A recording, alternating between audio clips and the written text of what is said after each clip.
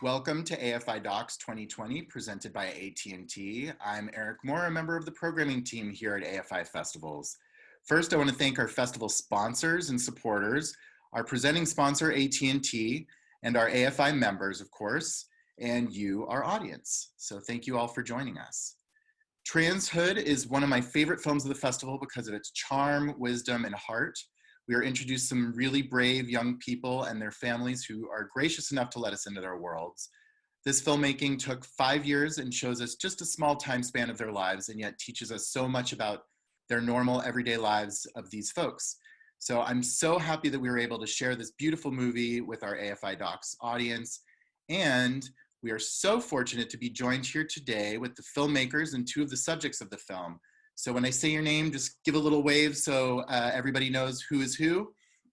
So Sharon Liese, the director of Transhood, welcome. And we have Cameron, who you will recognize as one of the leads of the film, who went by Jay during the film. And so welcome, Cameron. And then, of course, Cameron's mom, Bryce. So welcome, everybody. I'm gonna start with a question for you, Sharon. I'm just curious, what made you make this film and why Kansas City? And how did you find all these amazing people for your film? First of all, I do want to say thank you for screening this film at your festival. It's really an honor. Well, first of all, I live in Kansas City. So I have a unique opportunity to have access to stories that filmmakers on the coast don't typically have. I've always been drawn to and attracted to stories of young people. Coming of age stories are just my favorite. And I was welcomed by the Transgender Institute of Kansas City about 5 years ago to come and sit in on some support groups. And I was just in awe of these kids and how they became heroes to me, because I'm just in awe of how they really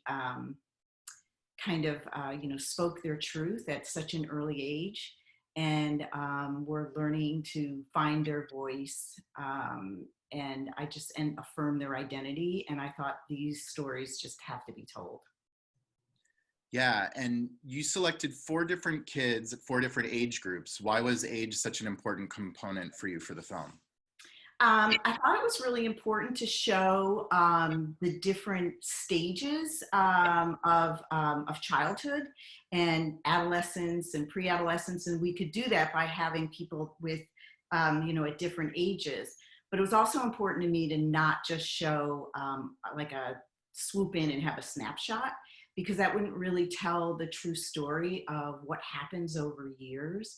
So it was really important for me to do more like a panoramic view of these kids. Yeah, well, I think you did a very good job of kind of showing a scope of these specific people's lives. So thank you. It definitely allows you to kind of get into the subject. And, I think there's plenty of people that, they just hear the headlines and they don't really know how to relate to it. And by telling these stories about these specific individuals, these kids and their families, you're allowing people to, put a name to a face and not have it be something that's sensationalized. It's just, here are some normal people being. Yeah, we always went into it wanting to tell the stories of kids in the Midwest who just happen to be transgender. Yeah.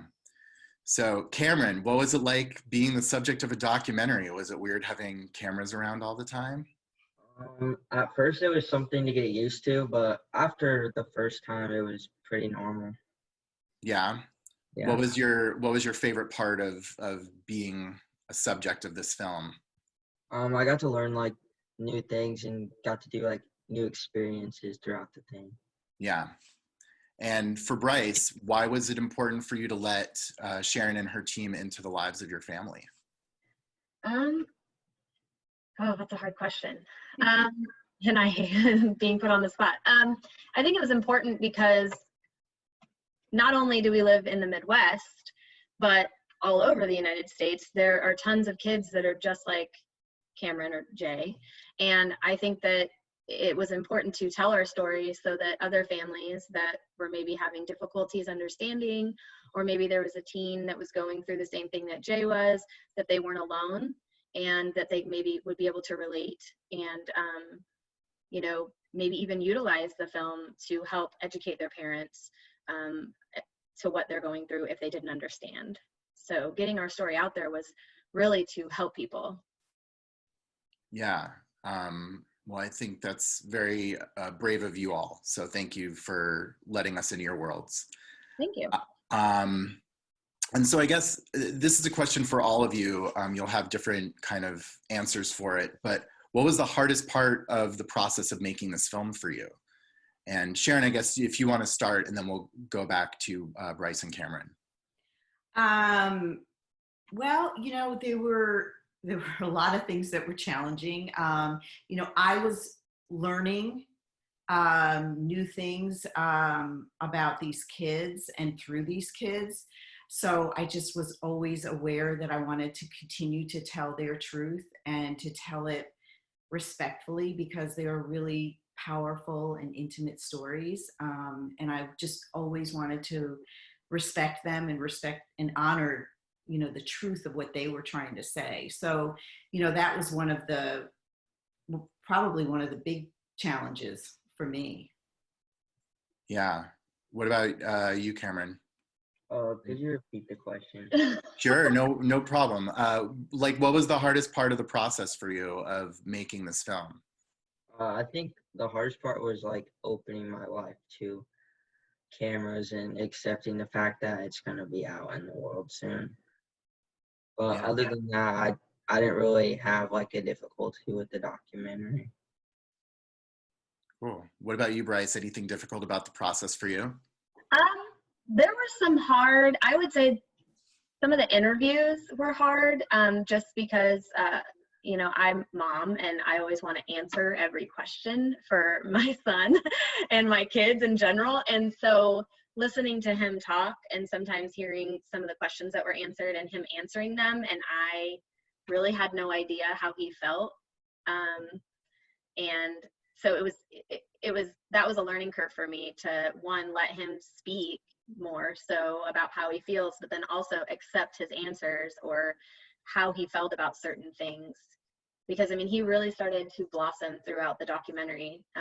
And so I feel like it was a very important growth process for him, because in a sense, it helped him talk about the situation much more, you know, around people versus just per se, like, you know, a therapist or, you know, a friend. So I think that was difficult for me. Yeah, that's interesting. I mean, did the two of you learn a lot about each other making this film? I mean, were there conversations you had that you probably wouldn't have had otherwise? Yes. Yes, most definitely. Yeah. Yeah, but it actually was a great thing. Yeah. It definitely seems like the type of thing that can bring you together, so. Yeah, it did. I think so. What do you think? I think so. I think we got closer. Yeah. That's awesome. And you two were always, I mean, you would get into a conversation and I always felt like you guys forgot that the camera was there. Oh, most definitely. I mean, you would like start talking about something and then it was like, okay, you I know, we just go on. And it was beautiful because you let us, you trusted the crew, and it was really beautiful. Oh yeah, I mean, you guys became our family, and I mean that. So. That's, I mean, I think a good crew definitely like makes you feel comfortable, right? Makes you feel like you can just live your lives.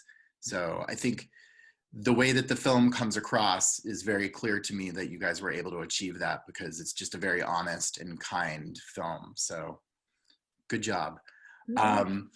So I guess kind of along with that, Sharon, I feel like you very deftly tackle so many issues without hitting your audience over the head with them. Mm-hmm. Can you talk a little bit about the conscious choices that you made with finding a balance between telling the stories and also educating the audience? Yeah, I mean, there's a lot of tough stuff that happens in the film. And so I really, you know, always wanted to make sure that we were you know, again, just being honest and telling the stories and kind of not shying away from some of those tough stuff, some of those tough issues. And then again, always just really respecting what, you know, there were things that we were asked not to shoot, so we didn't shoot. So there were, and then definitely in the, you know, in the edit, we had so much story to tell. And I mean, for Cameron, we could have had 90 minutes of just Cameron. So, you know, so all those choices, we were really, you know, they were really deliberate choices in what we did. Yeah. And so while you're making a documentary, right, there's tons of footage that you shoot that you can't include in the film. What didn't make it that you wish had been there if you had had more time? Is there any moments that you guys remember, or things that you were kind of wishing to see in the film? Well, there's so much. I mean, when you, I mean, you know what you say when you're editing, you never really, the story never stops. You just run out of time. So, I mean, it really felt that way. But you know, there's definitely, like, just in Cameron's story alone, we had so many things that, like a name change, that we weren't able to fit in the film, but it'd probably be an extra content on HBO. But you know, they're just so, and just also more of the story. Like, we had to find the most poignant parts to be able to tell that part of the story, to move on to the next thing in their story.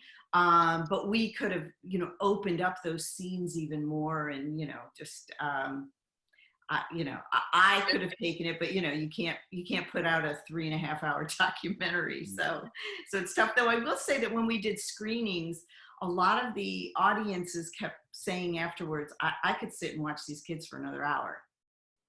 Yeah, I totally agree. What about you guys? Anything that you kind of remember that you wish had made it, or you're glad didn't make it? Is there anything? It's okay if not. No.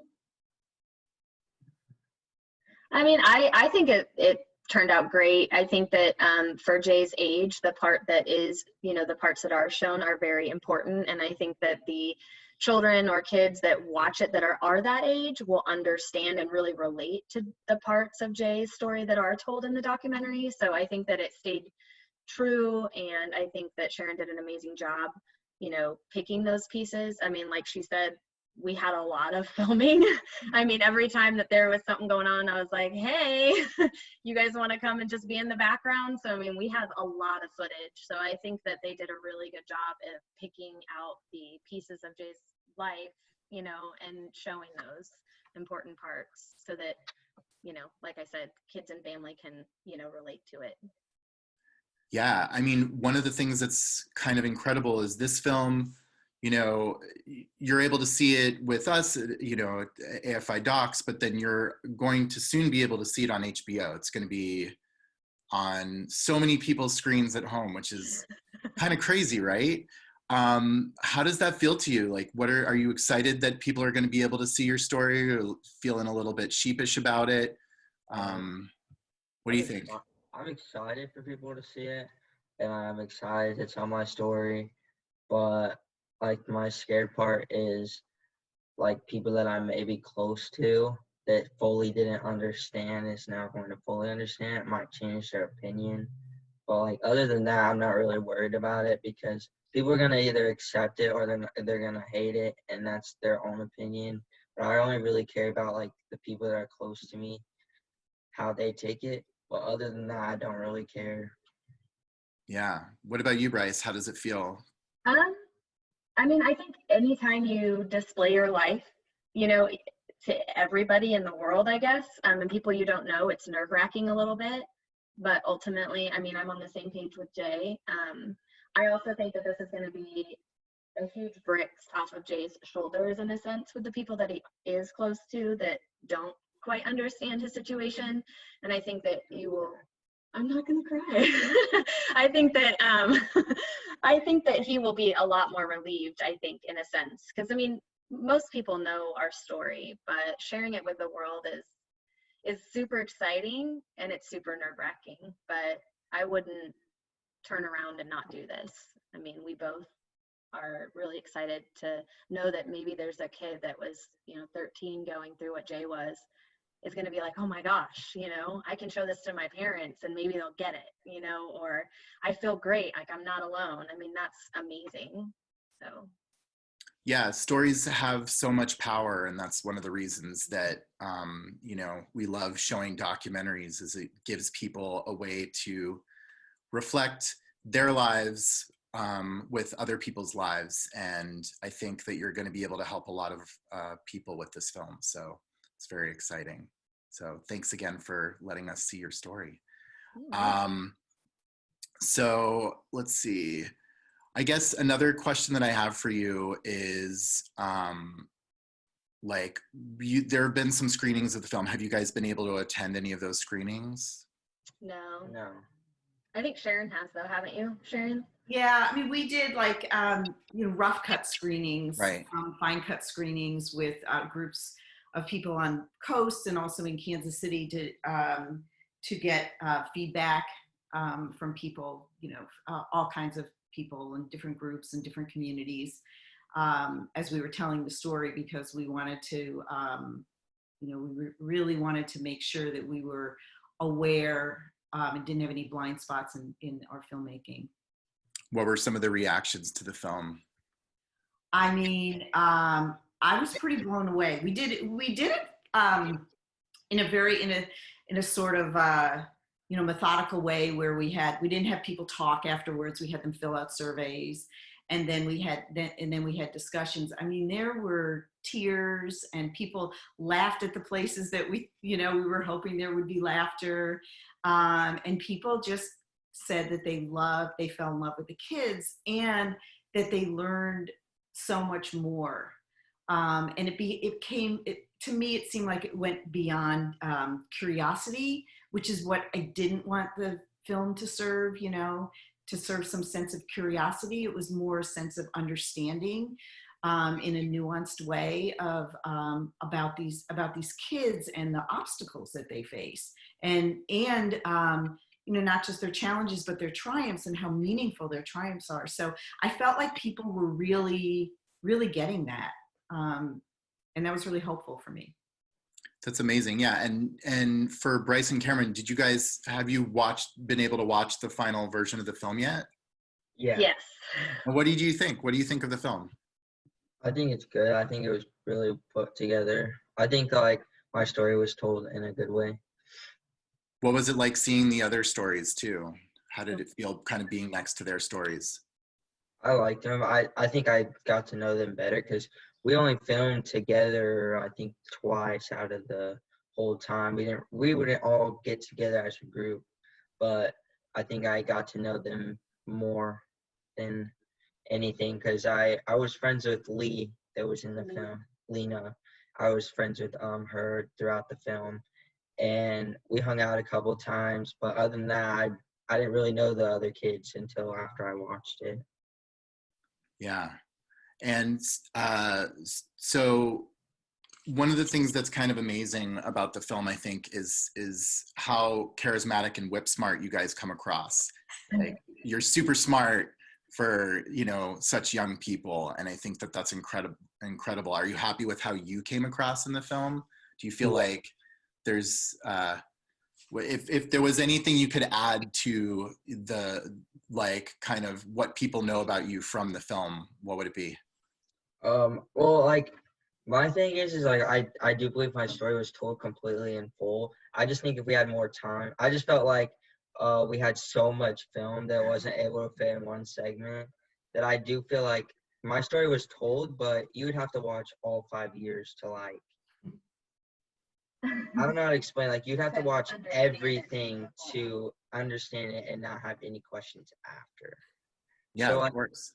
I feel like my story was told in that segment, but if you had time to watch 5 years of filming, then you would really fully be like, okay, I know this kid. Yeah.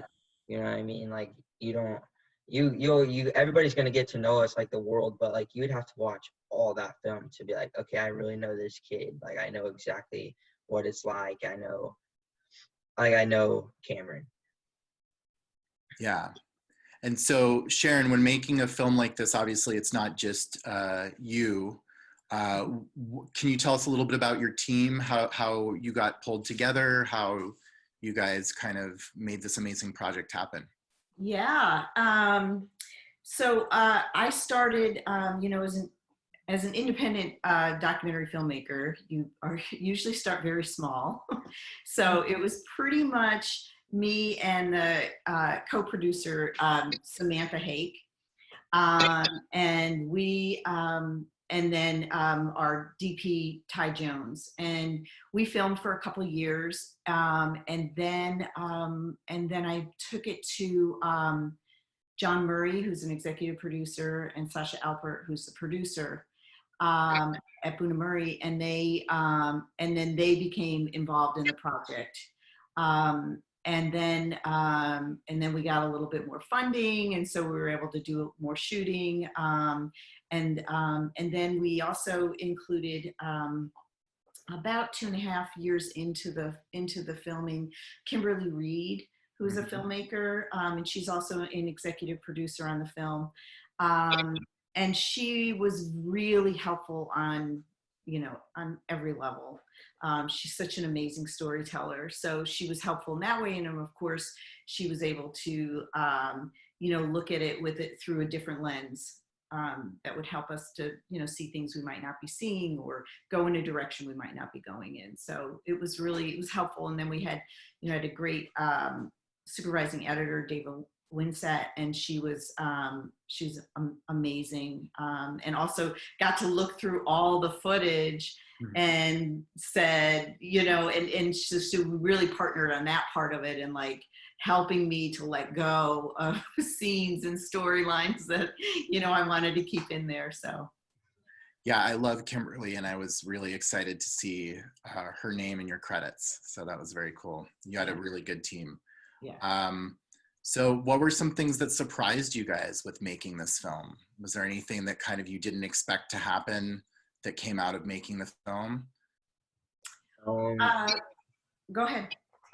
I just think because no one's really seen it, there hasn't really answered that question. Like, you know what I mean? Like, because no one's really seen this documentary besides like people that like want to do like interviews or like want to like cast it or like wanting to show people through their channels. Like, I don't think that there really is an answer to that question because no one's really seen it. And there's not been an outsider that hasn't seen it yet. Well, screenings. Well, like other than screenings, but like I think that when that question will be answered when the whole world sees it. You know That's what I mean? fair. Like there will be a result when everybody sees it, not just like people that like pick to see it. You know what I mean? People that will like turn on their TV on HBO and be like, oh, like this is new. Let's watch it. And then we'll get like the result of what people think, because with the screenings, I don't know exactly how the screenings work, but I know those people, there's like a group of people. Like there's not a lot of people that will see it at one time, or there won't be people that have, like, I think that people that have no idea this is coming and have no idea what it is what will really answer our question with the results of what this documentary will do and how it will people will see it and like form their own opinion on it. Yeah, it'll be really great to kind of hear people's responses for it. And I know there'll be like plenty of reactions to it. And so I think that's a good point. Sharon, was there anything during the process of making the film that surprised you? Well, tons of things surprised me all along the way. There were marriages, there were breakups, there were all kinds of twists and turns, gender expansion to transgender to, desisting and all, there were lots of things that surprised me. Pleasant surprise to me was probably the resilience of these kids. And like you were saying, like they are so smart. I don't know if there's, going through puberty and then being transgender creates more self-awareness, but there was so much self-awareness with these kids. And, you know, Cameron, it was amazing, you know, ask a question and get these long philosophical responses. You know, it was just really satisfying. Yeah. I had an answer for that question, if you don't mind. Please, please. So for me, I think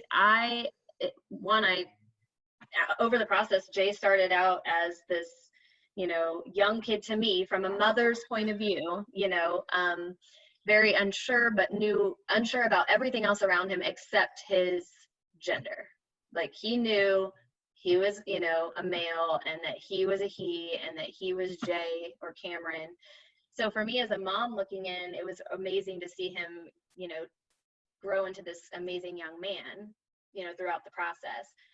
As a mom, I feel like I grew up with him in a sense.